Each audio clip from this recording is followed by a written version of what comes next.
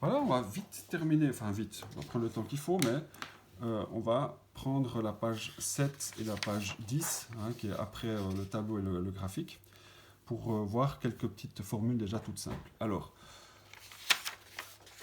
graphiquement, on a vu comment déterminer tout ça. Hein. Alors, le graphique 1 illustre une détermination possible de la quantité et le chiffre d'affaires au point mort.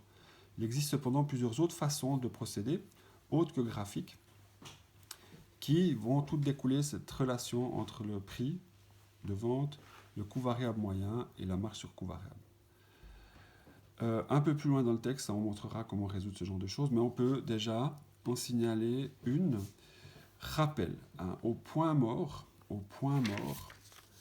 la marge sur coût variable, qui est ici, est égale à vos coûts fixes. Coût fixe, c'est ce point d'intersection qui est ici. Hein. Donc on parle de ça.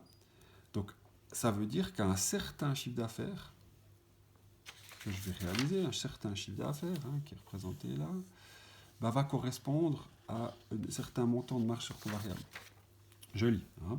À un certain chiffre d'affaires correspond une certaine marge sur coût variable, et au chiffre d'affaires au point mort correspond une marge sur coût variable, qui est égale au coût fixe. La marge sur coût variable est égale au coût fixe ici. Donc, on peut en déduire une première règle de 3 qui dira à un certain chiffre d'affaires correspond à un montant de marge sur coût variable. Je vous rappelle, hein, si je vends, voilà, on est par pièce, hein, mais si je vends 12 francs quelque chose et j'ai 10 francs de marge de coût variable, pardon, j'aurai 2 francs, je recommence. Si je vends pour 12 francs quelque chose et j'ai 10 francs de coût variable, j'aurai 2 francs de marge sur coût variable. Donc là, chiffre d'affaires, c'est multiplié par la quantité. Hein. Chiffre d'affaires correspond à un certain montant de marge sur coût variable. Quel est mon chiffre d'affaires au point mort, qui pourrait être ici mon inconnu, x, correspond à ma marge sur coût variable qui est égale au coût fixe, 300 000. Par exemple, dans l'exercice ici. Alors, on va le faire avec l'entreprise IKS. Pour l'entreprise IKS, j'ai un chiffre d'affaires de 1 350 000 dans cet exercice. Ça me rapportait 450 000 francs de marge sur coût variable. Quel est le chiffre d'affaires au point mort que je dois faire, X, mon inconnu, pour que ça me couvre mes coûts fixes, tout simplement 300 000. Ben, vous faites la règle de 3, que vous connaissez, hein. Vous faites la petite croix, ce qui est en face du X vient dessous, les deux autres se multiplient au-dessus, hein, et vous trouvez un chiffre d'affaires de 900 000 francs.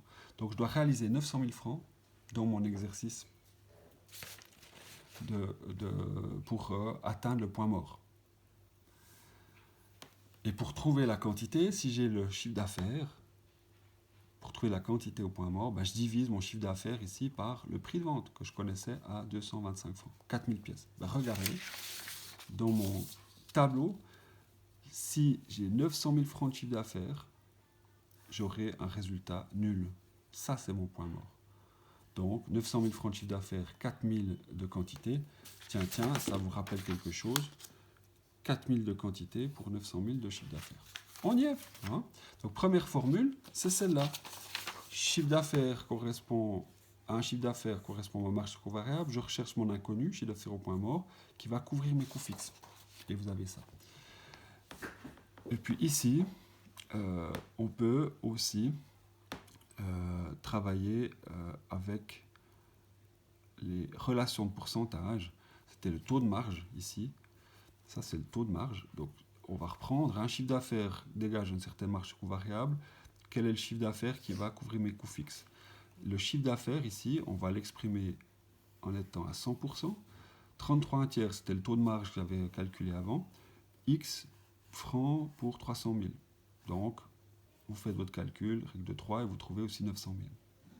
Puis en termes unitaires, pour trouver le